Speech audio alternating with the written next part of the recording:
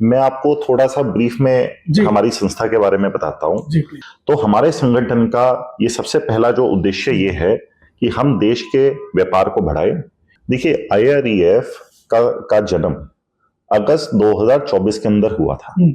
तो सरकार ने चावल के एक्सपोर्ट के ऊपर कई रिस्ट्रिक्शंस लगाई। सरकार ने उस फीडबैक को बड़ा सीरियसली कंसिडर करा और अपनी पॉलिसी के अंदर हमारे फीडबैक के बेस पे काफी चेंजेस भी करे। उन्होंने एलोकेशन करा है कि अगर हम $2 ट्रिलियन एक्सपोर्ट करेंगे तब हम $5 ट्रिलियन की इकोनॉमी बन पाएंगे। नमस्कार, स्वागत है आपका दैनिक भास्कर डिजिटल में। मैं जितेंद्र शर्मा। दोस्तों, मेरे साथ बैठे हैं मिस्टर देव गर्ग जी, जो कि IREF के वाइस प्रेसिडेंट हैं। सर, बहुत बहुत स्वागत है आपका भास्कर में। नमस्कार जी। मैं आपको थोड़ा सा ब्रीफ में हमारी संस्था के बारे में बताता हूं। जो IREF Indian rice exporter federation है, ये 7,500 कंपनियों का संगठन है, जिसके अंदर एक्सपोर्टर, पैकिंग मैन्युफैक्चरर, CHA और कोई भी अन्य कंपनी जो चावल एक्सपोर्ट से जुड़ी हुई है वो इसकी मेंबर है। इसके अंदर लार्ज कॉर्पोरेट्स जैसे टाटा, रिलायंस, अडानी, ITC, वो सब इसके मेंबर है। Even PhD chamber of commerce है ना, और सरकारी कई एजेंसी जैसे केंद्रीय भंडार भी इसकी मेंबर है। तो IREF का ये मोटो है कि सरकार के अंदर चावल डिस्पोजल के अंदर चावल को आज के दिन देश में ऐसी स्थिति क्रिएट हो गई है कि हमारे पास लगभग 500 लाख टन का सरप्लस चावल है। ये सरप्लस चावल के पास सरकार के पास रखने की भी जगह नहीं है। तो हमारे संगठन का ये सबसे पहला जो उद्देश्य ये है कि हम देश के व्यापार को बढ़ाएं, इंटरनेशनल मार्केट में एक्सपोर्टरों को जो परेशानियां आती है उन परेशानियों को दूर करें और सरकार की मदद करें। जैसे अब ये स्थिति एक क्रिएट हो गई है जहां पे बहुत ज्यादा चावल हो गया है जिसको बेचने की जरूरत है, तो हम सरकार की कई लेवलों के ऊपर मदद कर रहे हैं कि ये चावल डिस्पोजल हो पाए और एक फार्मर क्राइसिस प्रिवेंट हो पाए। सर, IREF की मैं फाउंडेशन की ये बात करूं तो कब से स्थापित है और क्या लक्ष्य बना के चल रहे हैं आप लोग? देखिए, IREF का जन्म अगस्त 2024 के अंदर हुआ था, क्योंकि जब चावल एक्सपोर्ट देश से बैन हुआ तब एक ये महसूस करा गया कि देश के अंदर कोई भी नेशनल लेवल की ऑर्गेनाइजेशन नहीं है। जो भी ऑर्गेनाइजेशंस अभी चावल के व्यापार में फैसिलिटेशन के लिए है वो रीजनल ऑर्गेनाइजेशंस है, जिसके किसी के 100 मेंबर, किसी के 130 मेंबर, 140 मेंबर ही है केवल। तो IREF का एक नेशनल संगठन का फॉर्मेशन हुआ जिसके आज 7,500 मेंबर है। तो IREF पिछले 1 साल से कई विषयों के ऊपर वर्क कर रही है। जैसे नेपाल के अंदर भी जब अर्थक्वेक रिलीफ के लिए चावल एक्सपोर्ट की रिक्वायरमेंट आई तो IREF को ही director general of foreign trade ने नॉमिनेट करा वो चावल एक्सपोर्ट करने के लिए। IREF ने और भी कई काम करे। उन्होंने सरकार के लिए भारत ब्रांड जो सरकार ने निकाला उसकी मॉनिटरिंग का भी सोल्यूशन सरकार को दिया, और रेगुलरली हम ट्रेड के जो इनपुट्स है वो सरकार को देते रहते हैं जिससे सरकार अपनी पॉलिसी बना पाए। और अगर कहीं पे भी किसी एक्सपोर्टर को या किसी सरकार को कहीं पे जरूरत लगती है ट्रेड के असिस्टेंस की तो वो हम प्रोवाइड करते हैं। सर, अभी जो संस्था काम कर रही है तो क्या लगता है, क्या चाहिए आपको भारत सरकार से? कुछ इसके अंदर खामियां हैं अभी या फिर कुछ डिमांडिंग वगैरह कुछ? देखिए, आज के दिन जो सबसे बड़ा चैलेंज देश के सामने है कि हमारे पास 500 लाख टन का सरप्लस चावल है। ये सरप्लस चावल को एक्सपोर्ट करने के लिए सरकार की हमारे को मदद की रिक्वायरमेंट है, क्योंकि पहले आज से 2 साल पहले देश में एक ऐसी स्थिति क्रिएट हो गई थी कि हमें लगता था कि चावल शॉर्ट सप्लाई हो जाएगा, है ना, चावल की कमी हो जाएगी। तो सरकार ने चावल के एक्सपोर्ट के ऊपर कई रिस्ट्रिक्शंस लगाई, पर आज बिल्कुल उसकी 180 डिग्री एक रिवर्स सिचुएशन क्रिएट हो गई है जहां पे हमारे पास बहुत सरप्लस चावल है। तो सबसे पहली रिक्वायरमेंट ये है कि जो भी सरकार राइस के एक्सपोर्ट के ऊपर इंसेंटिव पहले बंद करे गए थे, जैसे इंटरेस्ट इक्वलाइजेशन स्कीम थी जिसके अंदर चावल के एक्सपोर्ट के ऊपर इंटरेस्ट की सब्सिडी मिलती थी अगर कोई एक्सपोर्टर लोन लेता था तो वो सब्सिडी सरकार ने आज के दिन खत्म कर दी है।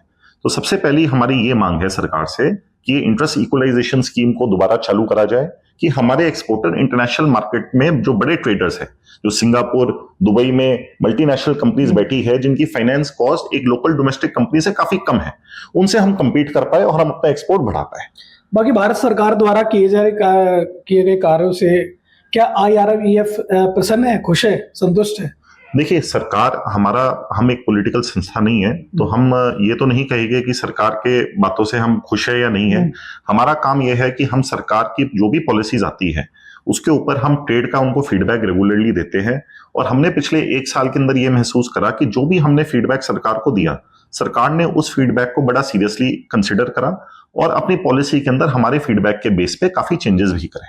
तो उसके लिए हम सरकार का धन्यवाद करते हैं और हम उम्मीद करेंगे कि सरकार इसी तरीके से ट्रेड के साथ एक कनेक्शन बना के रखेगी, जिससे एक ऑन ग्राउंड जो फीडबैक है, जो एक नॉर्मल एक्सपोर्टर या कोई एक पर्टिकुलर एक सिंगल कंपनी सरकार तक नहीं पहुंचा पाती, इस संगठन के माध्यम से हम पूरी इंडस्ट्री की आवाज सरकार तक पहुंचा पाते हैं। और सरकार ने पिछले 1 साल में हमारी आवाज सुनी भी है। तो अभी नरेंद्र मोदी जी का 2047 का जो विजन है उससे कितना इत्तेफाक रखते हैं? देखिए, नरेंद्र मोदी जो ऑनरेबल प्रधानमंत्री का विजन है कि इंडिया को $5 ट्रिलियन इकोनॉमी बनाना है उसके 2047 तक, और एक डेवलप्ड कंट्री बनाना है, तो उसको अचीव करने के लिए सबसे पहले तो हमें $5 ट्रिलियन की इकोनॉमी तक पहुंचना पड़ेगा। और $5 ट्रिलियन की जो इकोनॉमी का प्रधानमंत्री जी का जो विजन है, उसके अंदर $2 ट्रिलियन का एक्सपोर्ट का उन्होंने एलोकेशन करा है कि अगर हम $2 ट्रिलियन एक्सपोर्ट करेंगे तब हम $5 ट्रिलियन की इकोनॉमी बन पाएंगे। तो जहां तक वो $2 ट्रिलियन के एक्सपोर्ट के टारगेट को अचीव करने की बात है, तो उसमें चावल इंडस्ट्री का बहुत बड़ा योगदान है और बहुत बड़ा रोल है कि उसके अंदर काफी भारी मात्रा के अंदर चावल देश से एक्सपोर्ट होता है। और आज के दिन जो स्थिति है कि हमारे पास इतना सरप्लस चावल है, तो हमारे को चारों तरफ से ये एफर्ट करना है कि हम चावल का एक्सपोर्ट बढ़ाएं, जिससे सरकार का $2 ट्रिलियन एक्सपोर्ट का टारगेट भी अचीव हो पाए और नरेंद्र मोदी जी का 2047 का डेवलप्ड नेशन, इंडिया को एक डेवलप्ड नेशन में कन्वर्ट करने का भी सपना पूरा हो पाए। चलो, ये तो बात रह गई आपकी सरकार से कहने वाली, लेकिन एक चीज और है कि आगामी बजट में फेडरेशन क्या उम्मीद करती है गवर्नमेंट से, किस तरह का ये बजट होने वाला है? देखिए, इस बजट के अंदर तो अभी तक ऐसा हमारे को कोई भी संकेत नहीं मिला है कि राइस इंडस्ट्री के रिलेटेड कोई भी सरकार कोई नई पॉलिसी या कोई नए इंसेंटिव देने वाली है, क्योंकि अमूमन हमने ये देखा है कि राइस सेक्टर के ऊपर जो भी बेनिफिट या स्कीम्स दी जाती है वो बजट के बाद दी जाती है।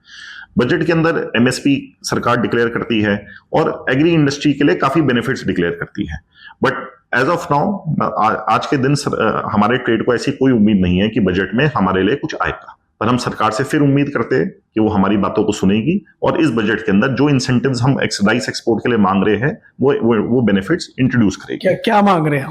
देखिए, सबसे पहला तो हमारी ये रिक्वेस्ट है कि राइस एक्सपोर्ट के ऊपर रॉडटेप मिलता है, जो भी हम ड्यूटीज और टैक्सेस डोमेस्टिक मार्केट के अंदर पे करते हैं उसको रीइंबर्स करने के लिए कि हमारी इंटरनेशनल मार्केट के अंदर कॉम्पिटिटिवनेस बढ़े, हमारा चावल सही रेट पे जो हमारे कॉम्पिटिटर देश है जैसे पाकिस्तान, थाईलैंड और वियतनाम, उनसे हम मुकाबला कर पाए। क्योंकि आप ये देखेंगे कि पाकिस्तान की करेंसी हमसे काफी वीक है, तो इसलिए वहां का चावल हमसे काफी कॉम्पिटिटिव होता है। तो इसलिए सर आज के दिन चावल के ऊपर रॉडटेप मिलता है ना, जो 1% रॉडटेप मिलता है, हमारी सरकार से ये मांग है कि इसको 1% से बढ़ा के 3% पे कर दिया जाए।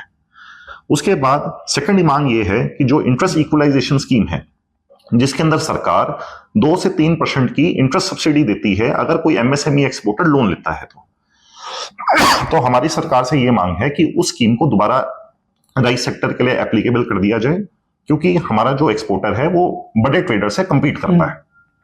वरना क्या होता है कि आज के दिन अगर सिंगापुर में कोई ट्रेडर बैठा हुआ है, उसकी फाइनेंस कॉस्ट है 4% और जो इंडिया में एक्सपोर्टर है उसकी फाइनेंस कॉस्ट है 10%। तो ये जो 6% का गैप है उसके ऊपर वो हमसे जीत जाते हैं और अल्टीमेटली जो माल हम डायरेक्ट डेस्टिनेशन पे बायर एंड बायर को बेच सकते हैं वो हमें इंटरमीडिएरीज को बेचना पड़ता है। तो हमारी सरकार से यही मांग है कि इंटरेस्ट इक्वलाइजेशन स्कीम को राइस सेक्टर पे दोबारा एप्लीकेबल कर दिया जाए। चलिए देव जी, बहुत बहुत धन्यवाद, आपने अपनी बातें रखी और उम्मीद है कि ये बातें सरकार तक पहुंच जाए हमारे इस माध्यम से। बहुत बहुत धन्यवाद आपका दैनिक भास्कर से बात करने के लिए। थैंक यू जी, धन्यवाद।